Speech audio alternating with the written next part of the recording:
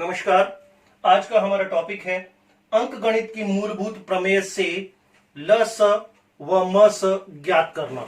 ल स यानी लघुत्तम समापवर्त एलसीएम और म स यानी महत्तम समापवर्तक एचसीएफ ज्ञात करना।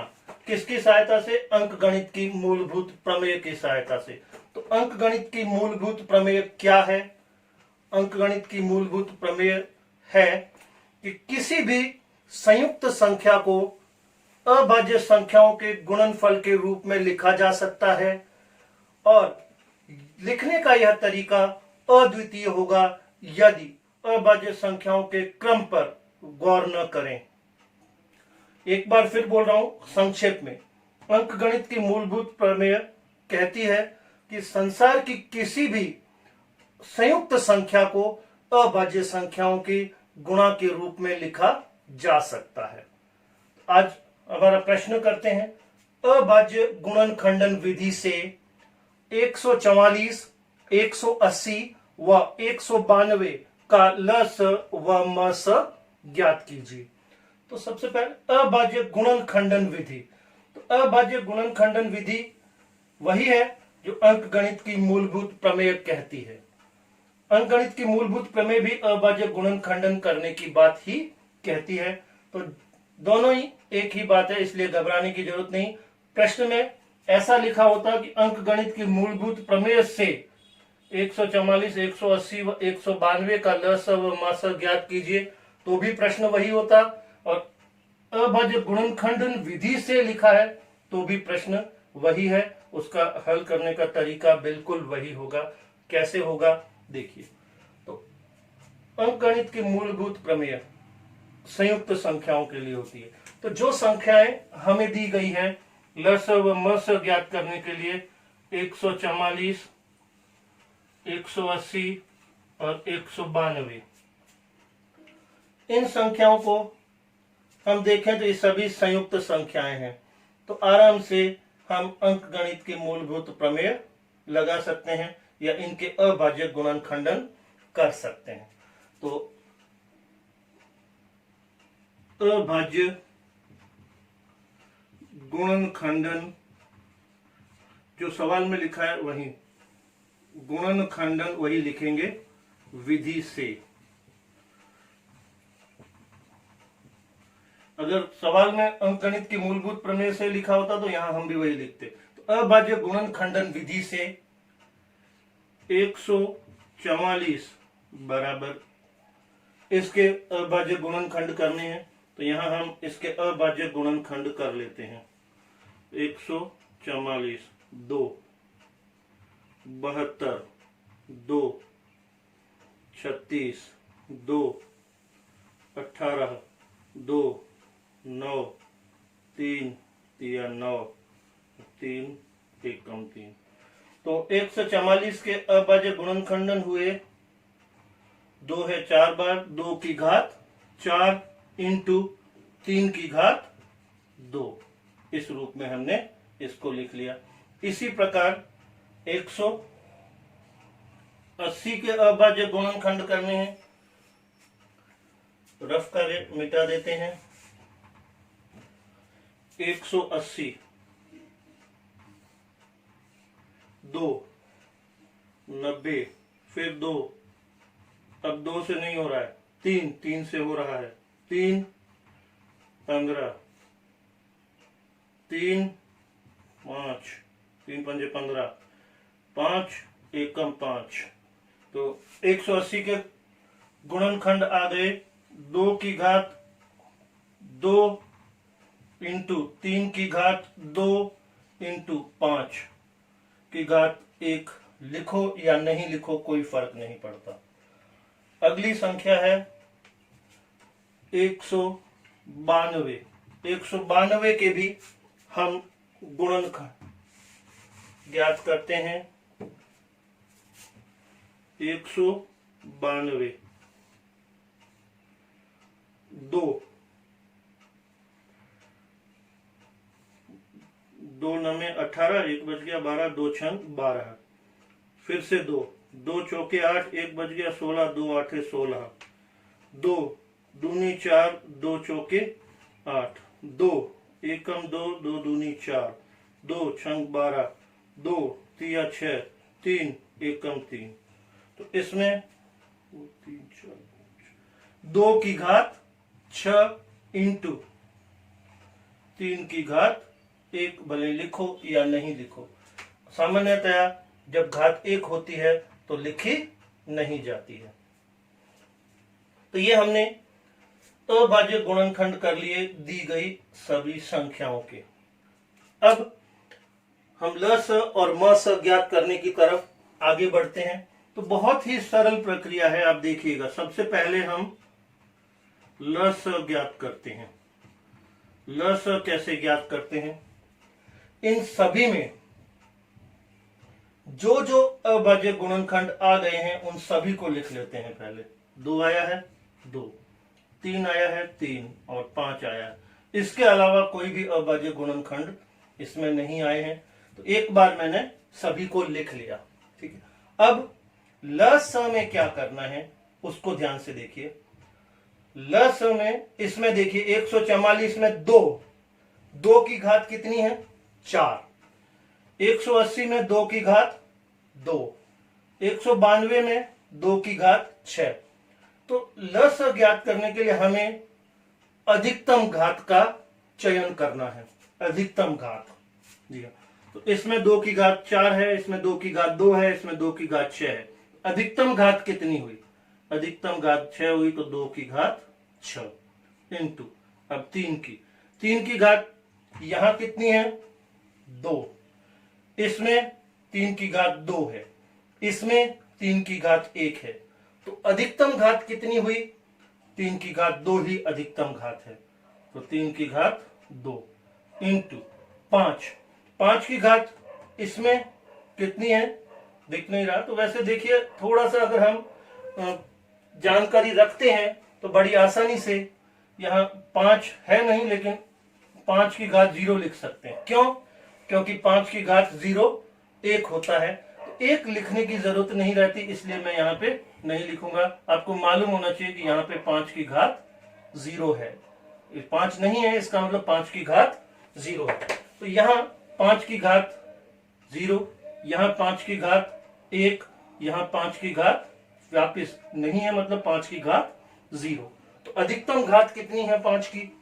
अधिकतम घात 1।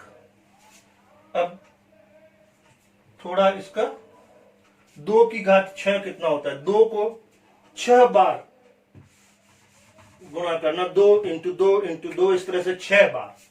तो 2 into 2 4, 4 into 2 8, 8 into 2 16, 16 into 2 32, 32 into 2 64। तो ये आ गया हमारा 64 इंटू 3 की घात 2 9 इंटू 5 की घात 1 5।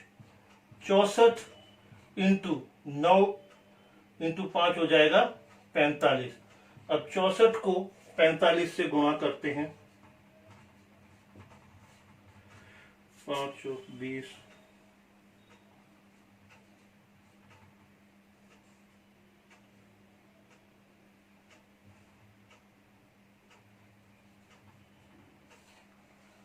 जीरो 8 8 2, बिल्कुल। तो ये आ जाएगा 2 8 8 0। ये हमारा ल स आ चुका है।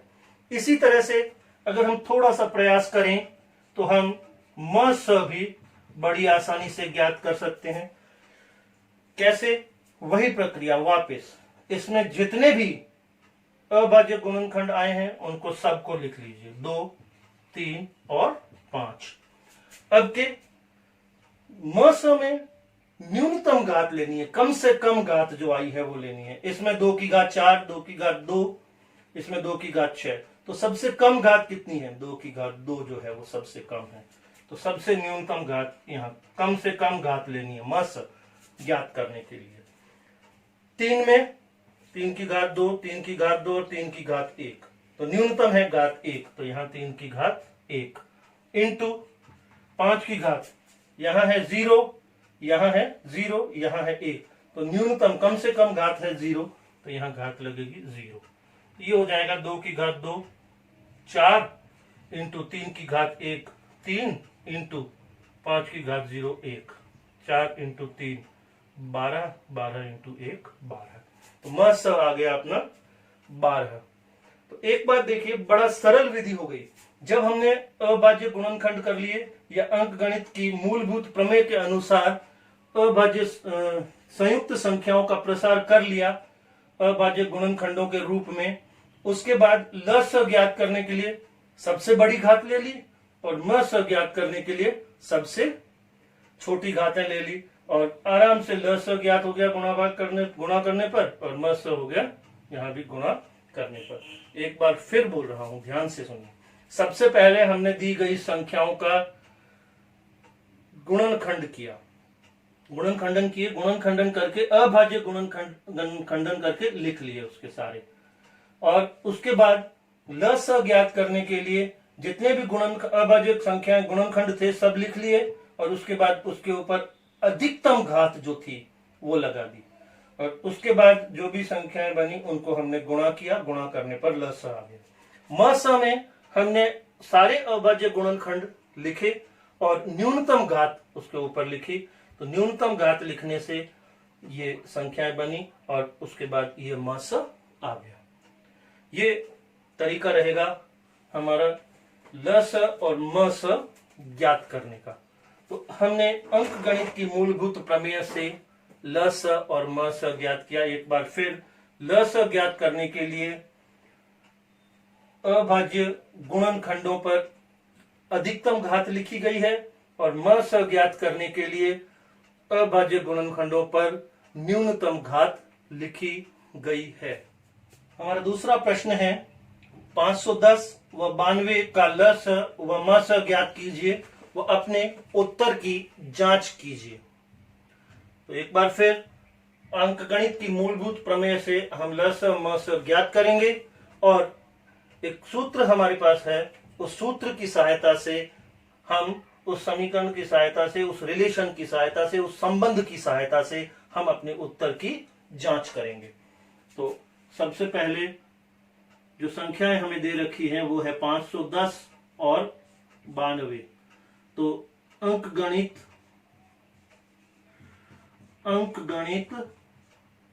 की मूलभूत प्रमेय से, अंकगणित की मूलभूत प्रमेय से 510 को हम कैसे लिख सकते हैं अभाज्य संख्याओं के गुणा के रूप में। तो ये 510 इसके अभाज्य गुणनखंडन करते हैं। तो 2 दूनी 4 2 पंजे 10 2 पंजे 10।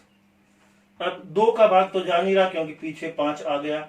2 का भाग तभी जाता है जब पीछे 0 2 4 6 और 8 होते हैं। पीछे 5 आ गया, लेकिन अगर हम ध्यान से देखें तो 5 और 5 10 और 2 12 अंकों का योग 12 आ रहा है, यानी 3 का भाग जाएगा। तो 3 का भाग लगा के देखते हैं। 3 3 8 24 और 3 पंजे 15। अब 3 का भाग भी नहीं जा रहा है क्योंकि 8 और 5 13 हो गए। 5 का भाग 5 एकम 5 5 7 35 17। तो 510 को हम लिख सकते हैं 2 इंटू 3 इंटू 5 इंटू 17। इसी प्रकार हम 92 को लिख लेते हैं। 92 कैसा हो जाएगा देखते हैं।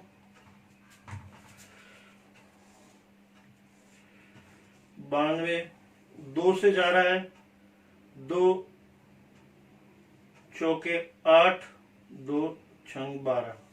फिर 2 से जा रहा है, 2 दूनी 4 2 तिया 6 और 23 खुद अभाज्य संख्या है तो इसमें तो किसी और का भाग नहीं जाएगा। तो 23 एकम 23। तो इसको हम लिख सकते हैं 2 बार आया है इसलिए 2 की घात 2 इंटू 23 की घात 1 लिखो या एक घात हो तो लिखने की जरूरत नहीं। जब हमने अंकगणित की मूलभूत प्रमेय से इसके अभाज्य संख्याओं के गुणा के रूप में लिख लिया है तो अब ल स और म स हमसे बहुत दूर नहीं है। ल स कैसे, जितने भी अभाज्य गुणनखंड आए हैं, अभाज्य संख्याएं आई हैं, उन सबको लिख लीजिए। 2, 3, 5, 17 और 23, कोई भी छूटी नहीं है। बिल्कुल। अब इन दोनों को ध्यान से देखिए। 2 की अधिकतम घात कितनी है? 2 की अधिकतम घात है 2, इसमें है घात 1, इसमें है घात 2, अधिकतम घात 2। 3 की अधिकतम घात, इसमें है 1 और इसमें है ही नहीं, मतलब 0, तो अधिकतम घात 1। 5 की अधिकतम घात, इसमें है नहीं, तो 5 की अधिकतम घात 1। 17 की अधिकतम घात इसी में है और वो है 1, और 23 की अधिकतम घात इसी में है और वो है 1। तो इसको हम गुणा करेंगे तो हमारे पास ल स आ जाएगा।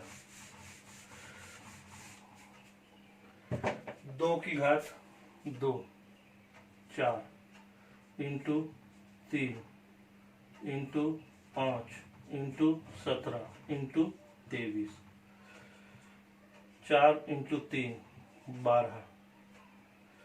इन दोनों का हमने गुणा करके लिख दिया। अब इन दोनों का गुणा करके लिखें तो 17 इंटू 5 85 इंटू 23। अब पहले 85 को 12 से गुणा कर लेते हैं, 10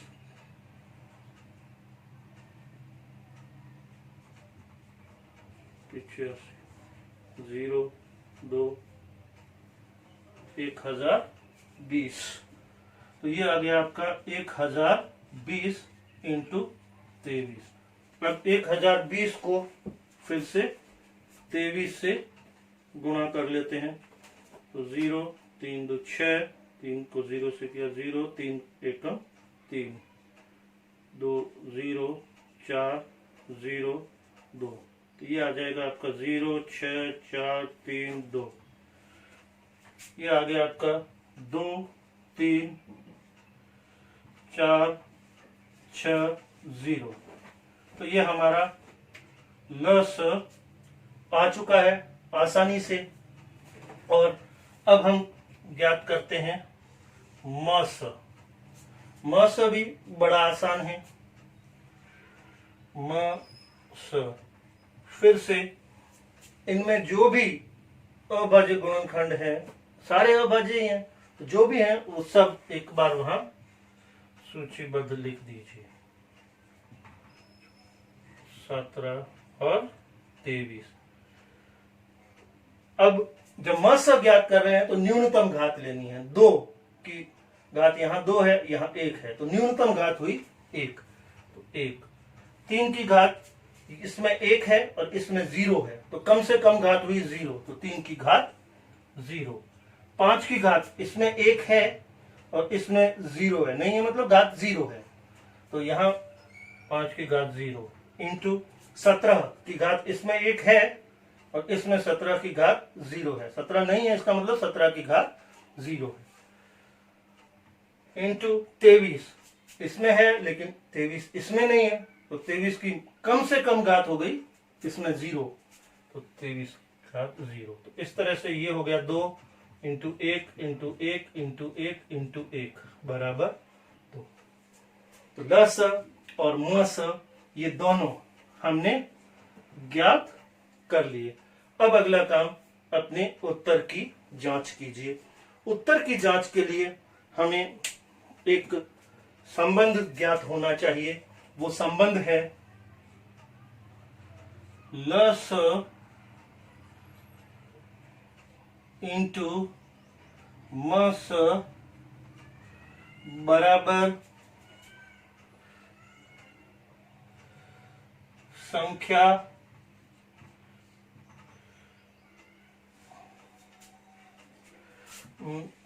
पहली संख्या इंटू दूसरी संख्या। एक संख्या इंटू दूसरी संख्या।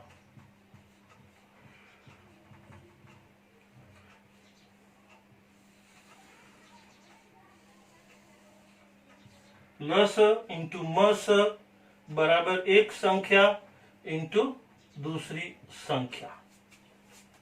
ये सूत्र हमारे पास अपने दो संख्याओं के लस और मस के उत्तर की जांच के लिए। मैं फिर बोल रहा हूं, ये जो सूत्र है ये केवल दो संख्याओं के लस और मस के उत्तर की जांच के लिए, क्योंकि इस सूत्र में एक संख्या और दूसरी संख्या, दो ही संख्याएं हैं, तीसरी संख्या है नहीं। तो तीन संख्याओं का लस मस ज्ञात करेंगे तो उसके लिए सूत्र ये काम में नहीं आएगा।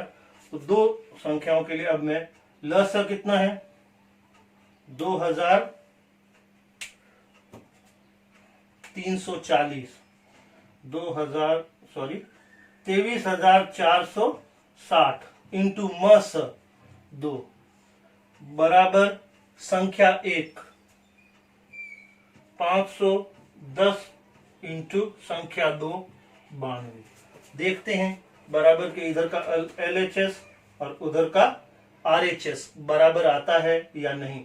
अगर दोनों बराबर आ जाते हैं तो हमारा उत्तर बिल्कुल सही है, और अगर दोनों में कोई फर्क रहता है इसका मतलब हमने कहीं गलती कर दी है, हमारे उत्तर में कहीं ना कहीं कोई गलती है।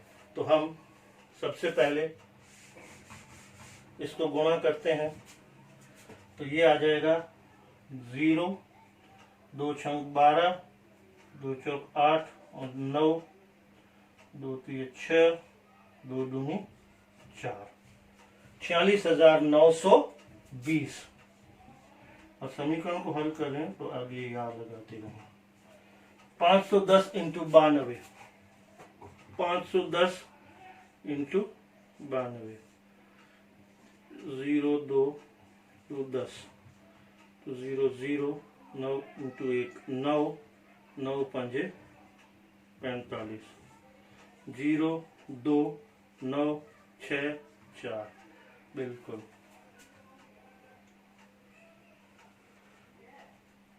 4 6 9 2 0। तो चूंकि